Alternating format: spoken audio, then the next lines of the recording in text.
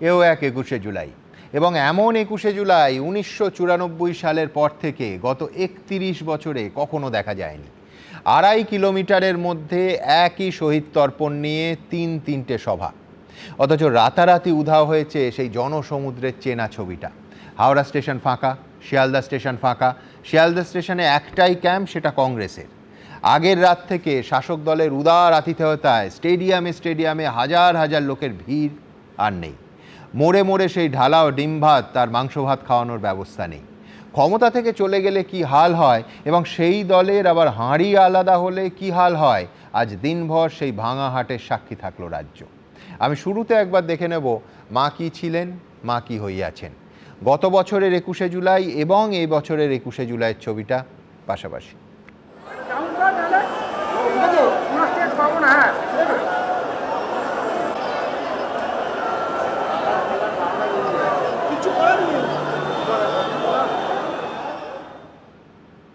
কিন্তু এই ছবি দেখে যদি ভাবেন যে কালীঘাট তৃণমূল থেকে যে ঋতব্রত তৃণমূল তৈরি হয়েছে, যাদের জমায়েতে কলকাতা হাইকোর্টের বেঁধে দেওয়া ওই ২৫০০ লোকের লক্ষণরেখা ছিল না, সেই সমাবেশে আজ ভিড় একেবারে উপচে পড়েছে, তাহলেও কিন্তু মস্ত ভুল হবে।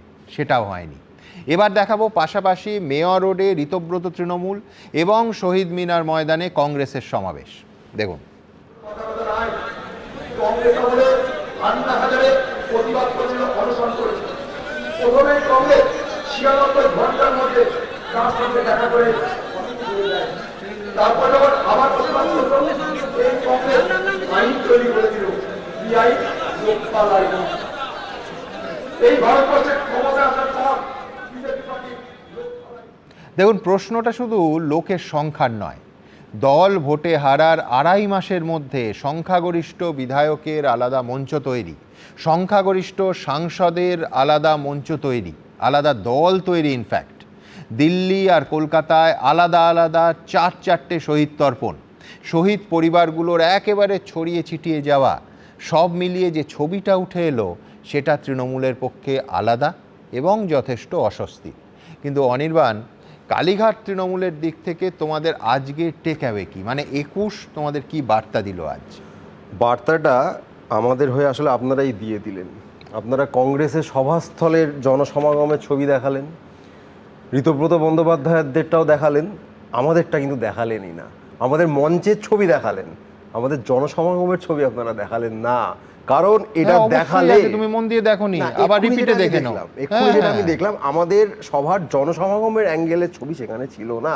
আমাদের হাতে কোনো আপত্তি নেই, কারণ আজকে আমরা কোনো রকম, তুমি নিশ্চয়ই এটা বলছো না যে জনসমাগম খুব স্বাভাবিকভাবেই গতবারের সঙ্গে তুলনীয়ই হবে না। দেখুন, ওটা হয়েছিল অন্য জায়গায়, তোমরা শাসক দল, মানে আমি বলছি যে শুধু ওই দিন ওই সিএসসি হাউসে, ভিক্টোরিয়া হাউসের সামনে নয়, গোটা রাজ্যের চেহারাটা পাল্টে যেত। ঠিক কথা। আজকে যারা বলেছিলেন তৃণমূলের পতাকা ধরার লোক থাকবে না, তৃণমূলের চিহ্ন বলে কিছু রাখবো না, তাদের অনুরোধে কিনা জানি না, ম্যাক্সিমাম মূলধারা সংবাদ মাধ্যম আমাদের জনসমাবেশের যে ছবি সেটা তারা দেখাচ্ছেন না। কেন দেখাচ্ছেন না সেটার উত্তর আমরা খুব ভালো করে জানি। কারণ আজকের ২১শে জুলাই, ২০২৬-এর ২১শে জুলাই, তুমি বলছো আজকেও হাওড়া স্টেশন, শিয়ালদা স্টেশনে হাজার হাজার মানুষ অপেক্ষা করেছিল, আপনাদের যে ট্রেন ভরে ভরে আসছিল, আপনাদের যে প্রতিনিধি, শুধু পার্থরা দেখতে পাইনি। আপনাদের যে প্রতিনিধি শিয়ালদা স্টেশনের বাইরে উপস্থিত ছিলেন, তিনি ঠিক কেন দুপুর ১২টার পর ক্যাথিড্রাল রোডে উপস্থিত ছিলেন না, সেটার উত্তরটা দিলে আমি বলছি যে তার মানে তুমি বলছো যে কলকাতা হাইকোর্ট যে ২৫০০ বেঁধে দিয়েছিল, ওটা ২.৫ লাখ হয়েছে আজকে। আমি বলছি না, আমি বলছি তুমি যা বলছো তার মানে তাই দাঁড়াচ্ছে। আদালতের নির্দেশ মেনে আমরা ২৫০০ মানুষের সমাবেশ করেছিলাম। জনতার আদালতের নির্দেশে সেখানে ১ লাখের বেশি মানুষ ছিলেন।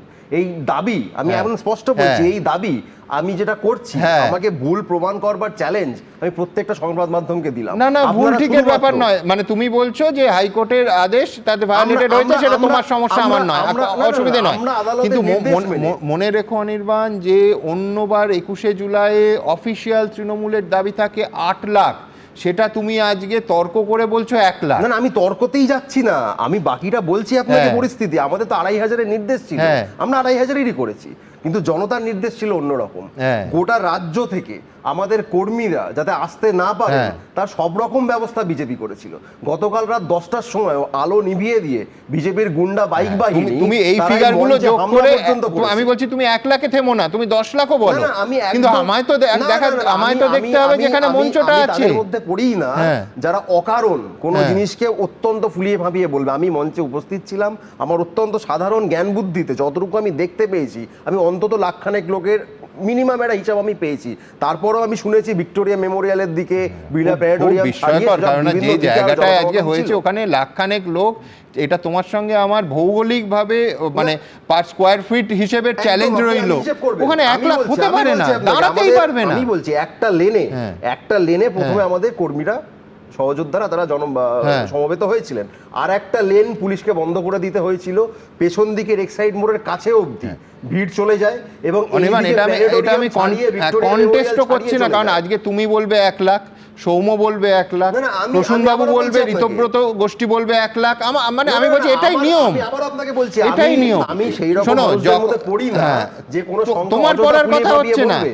বলছি আমি আবার যখন আপনাকে বলছি। পুলিশের ফিগার ধরো, আমি বলছি কোনো সমাবেশে 3 লাখ 4 লাখ থাকে, তখন সেই রাজনৈতিক দল যেই ডাকুক, এটা মানে আমি বিজেপি, কংগ্রেস, তৃণমূল নির্বিশেষে বলছি, সিপিএম, তারা বলে যে 12 লক্ষ। এটা নিয়ে আমি কন্টেস্টেই যাব না। আমি চাইলেই 5 লক্ষ বলতে পারতাম, আমি বলবো না। তুমি কারণ 1 লক্ষ আমি বলো, 5 বাস্তবের লক্ষ বলো, মাটিতে তুমি দাঁড়িয়ে, আমি একদম আবার একদম, আপনাকে আমার বলছি, কোনো আমি অসুবিধা বাস্তবের নেই। মাটিতে দাঁড়িয়ে যে সংখ্যা দেখেছি, হ্যাঁ। আশাতীত ভিড় যেটা আমরা দেখেছি, যেভাবে ট্রেনে বাসে আমাদের কর্মীদের নামিয়ে মারা হয়েছে, হ্যাঁ। তার কিছু খবর মূলধারা সংবাদ মাধ্যম দেখিয়েছে, হ্যাঁ। বেশিরভাগ দেখানোর সাহস অব্দি পাইনি।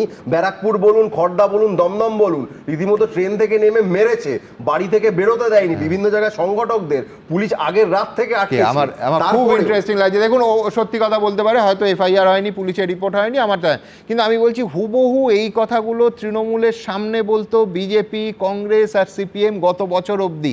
তাদের প্রত্যেকটা সমাবেশে পারমিশনের জন্য কলকাতা হাইকোর্টের দরজায় কড়া নাড়তে হতো। তারপর তাদের যখন সমর্থকেরা আসতো, নাবিয়ে মারা হতো, থানায় পুলিশ এফআইআর নিত না। আমি বলছি আমাদের রাজ্যের ছবিটা সত্যি সত্যি কি একেবারে মানে শুধু চেয়ারগুলো চেঞ্জ হয়, ছবিটা পাল্টায় না। এখানে যে বিরোধী থাকে তার একই অভিযোগ থাকে, এবং যে শাসক থাকে তারও একই অভিযোগ থাকে। খুব ইন্টারেস্টিং। আমি বলছি আপনারা ইউটিউবে গিয়ে যদি 1 বছর আগের, 1 বছরও নয়, 4 মের আগের এ রাজ্যের যে কোনো বড় সমাবেশের দিন যে কোনো রাজনৈতিক দলের মুখপত্রর এই স্টুডিওতে এই অনুষ্ঠানের বক্তব্য দেখেন, একেবারে হুবহু আজকে অনির্বাণের সঙ্গে মিলে যাবে। খুব ইন্টারেস্টিং।